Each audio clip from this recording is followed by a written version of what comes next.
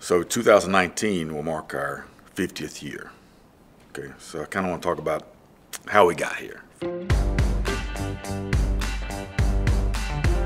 Machine Specialist started in 1969 by an immigrant from Argentina. His name was Carlos Black. He came to High Point and he lived at the local YMCA. He had about $8, some money in his pocket, not much money. He started working in local machine shops from 65 to 69. In 69, he built him a small building behind the house, and Machine Specialist was born. Bought a couple machine tools and went to work. He hired two guys, one still living today and worked for me until he retired a couple years ago, Wendell Cox, and Haywood Henry. Haywood Henry died a couple years ago, but those were his two employees he got started.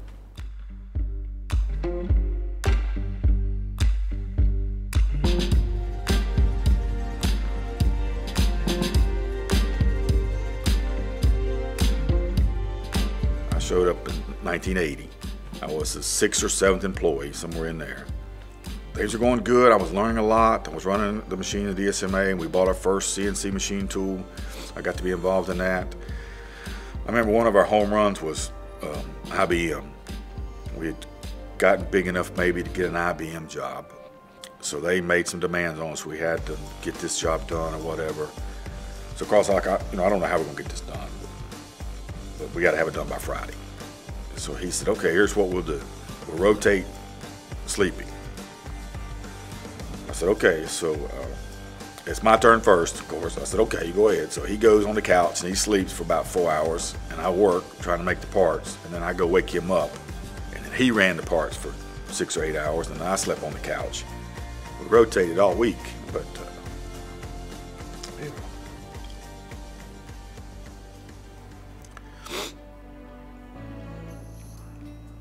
we got the job done. It finished. It finished on Friday. The couch is sitting here in my office today. My name's Scott Hilton. I've been here 34 years. My employee number is number 13. Way funny story about Carlos is he was driving over an auto that would not start. Every night we went outside and pushed it off. He'd come get me when he got ready to leave, and I'd help him. We'd go out there and we'd get a running start and push it off. Well, this particular night it had snowed. So we were out there moving the snow out of the way and pushing it. We pushed it off and it didn't crank. We backed it up. We pushed it off again and it cranked. He went home. Next night he come in and I said, hey boss, I said, we're working awful hard here. We're doing pretty good. I said, why don't you buy you another car? He looked at me just as honest as he could and he said, boy, I can't buy a new car. I'm gonna buy you a new machine to run. And I said, golly, and I thought, what in the world, I started working at MSI in 1985. I attribute the growth at MSI to hard-working, ambitious people. The drive to do something, to do it better, starting with Carlos's example and then through Rob's examples. We're a get-it-done culture. That's the best way I know how to describe it.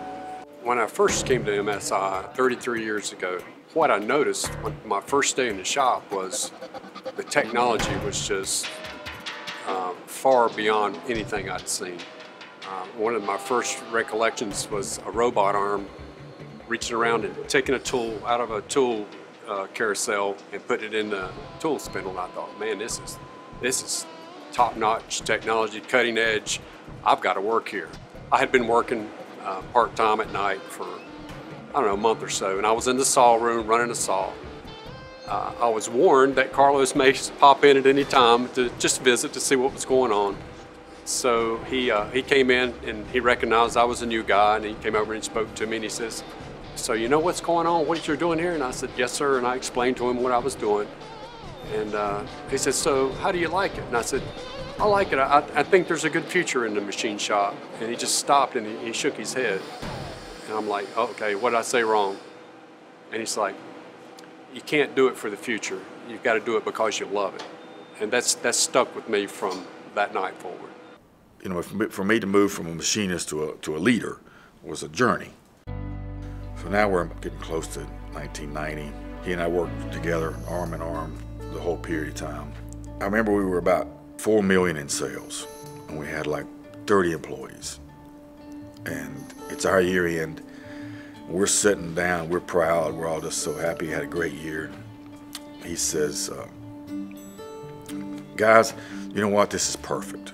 The business is the right size, I got the right number of employees, I don't need to grow it anymore. Everything's just awesome, let's just keep it where we are. Let's just do this. So I said, okay, yeah, great. So we leave our meeting and I go home and I'm thinking at night, you know, what is he talking about? You know, it's not big enough for me. He's getting 90% and I'm getting 10%. And I love the man, but you know, it's not working for me. So we've been trained by him to be honest and say what's on your mind and do what you think's right and do what's right for the business. Always do it right for the company. The company's first. So the next morning I just went into him and said, Carlos, I quit. It's not big enough for me. I'll take 6 months or whatever you need for me to stay here with you and we work it out, but I can't, it's not big enough, so I don't want to mislead you. So he threw some things and cussed a little bit, and he said, okay, you guys run the business then, I'm gonna go sell my sailboat at Riceville Beach, and he walked out and never worked again. He made more money once he did that than he ever did, and we as a team then grew it from there to where it is today. So he loved the business. Even when he wasn't involved in it 100%, he would back us financially, he would support us. And even when he got out, he was not financially tied to it. He wanted to support the business. Anything we needed, we could call on him. He would be there to help us. So he really never left the business. In fact, he has an office downstairs still today. He built the culture of this company today, he still is. He still guides us to where we need to be going, what we should be doing. The place is spotless. He demanded it to be spotless. You know, when I started, I was employee 36, and there was probably 25, 30 people here. You know, every Friday we stopped at lunchtime, and everybody in the shop, whether you're in the office or on the back door, you came in and you cleaned the machines. I mean, we did that every Friday, you know, stop production and clean floors and machines, and to keep the shop, you know, clean and keep that tradition going. Carlos left some very big shoes to fill. He was always big on the newest technology. Can we do it better? Can we do it faster? Can we do it smarter? And that same line of thinking has transferred to the employees that have come after him. The one thing about MSI is it's very futuristic in thinking. I think that comes from our leader. He has that strength about what's the next phase and willing to take some risks. And I love how the employee base will rally around it and just say we're with you and let's go for it. And everyone pulls together as a team and we just have a whatever it takes attitude. We have that with our company, we have that for our customers. Whatever it takes, we're going to figure out how to make this part, even if we've never done it before. And talking about the evolution of the company, we wanted to buy a new WFL for the large landing gear parts we're making. And when I wrote a purchase order for the machine tool, I didn't have a building big enough for it to go into. So that's how we ended up in this facility, because I bought a machine tool that wouldn't fit in my other facility. So we had to buy a new one. And we ended up here. Happy 50th anniversary, MSI! In 2009, when the recession hit, I decided not to participate in 2009. So we kept on hiring employees through that. We didn't lose anybody through that. Now we did buckle down and we had to adjust some pay, but we all stayed together and went through it. So the challenges for me has always been, as far as the company goes, is getting the right people here, getting people here quick enough to grow them. And you know, fortunately, we started a GAP program that will help us solve that problem. The people are really the most important thing. But I got to say, I think it's the attitude and the culture of the company. We're in it together, the teamwork, that we're not going to give up. The idea that we will be the last machine shop standing is an absolute theme we have here. I think it's our attitude. Coming to work every day at a place in which you've got this collective attitude in which we will not give up, we will not surrender, we will not be denied, and you get to go to that environment every single day. It just fires you up. It's just an awesome place to work. Happy anniversary. In 1993, when I started from Machine Specialties, we were less than 40 employees, doing less than $5 million in sales, Here we are today in 2018. We've got over 200 employees and we're doing just short of $43 million a year in sales. It's hard to believe that we have such good folks on the floor. There's ownership in almost every aspect of it. And when you take people that want to take ownership of something, they're also going to succeed. So it's almost like Rob has given everybody the opportunity to be an owner without the requirements of being an owner. So that's where I think the success has come from. It's been from within. He's the next generation of people running machine specialty. He's the one coming down the path to be the next group to take over. Happy 50th anniversary, Machine Specialties. You know, what is the business philosophy? Why do you do this? What's all going on? And I started thinking, well, Carlos Black absolutely wanted to create an environment to allow me to overachieve. And that's what I want to do. I want to create an environment here to allow these employees to overachieve. And I think, I think that's a good purpose. Happy 50th anniversary, MSI.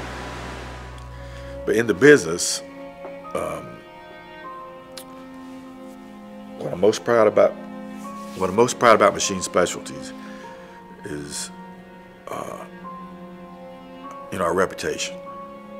In the business world, our reputation is above all. If I tell them they're going to get it here on that day and they have to have it on that day, that's when they get it on that day, no matter what we do. If I tell them I'll sell it to them for that price, that's what they get it for. I'm not the cheapest guy in the room, but when they call me and say they have a line down or they have a military tank that's got a problem, then they know that they can come to us and we will get that thing there to them when they need it, when they gotta have it, and they count on us to do that. We all pull together right here, do what we gotta do, and get it done, get it fixed. I'm proud of our name and how we do business. It means a lot to me. We've become 50 years old. You guys do a hell of a job.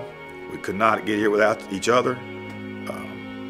Thanks so much for celebrating this 50 years with us. You don't know how much you mean to me. It's unbelievable. The ride we've taken is kind of unbelievable to get here where we are. Thank you so much for all you do. I appreciate every one of you and all you do for us. Happy 50 years to Machine Specialties. Congratulations on 50 years, and I hope and pray that you and this company make it another 50 years. Rob Simmons, I want to thank you for your leadership, for your vision to see to move forward and not stay stagnant. The growth with all of us. I'd like to thank you for the opportunity I've had to work here. Happy anniversary, MSI. So, Rob, there's nothing I can say here that I haven't said to you already, but you make a difference in everybody's life. You made a difference in my life. You made a difference in my kids' lives. You're the best person I've ever had to work for. You care about people. You're an awesome leader. You're a great owner. You're a great friend. It is easily the best place I've ever worked, and without a doubt, the best person I've ever worked for.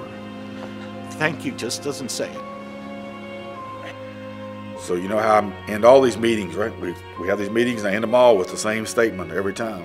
So here it goes again, let's go to work.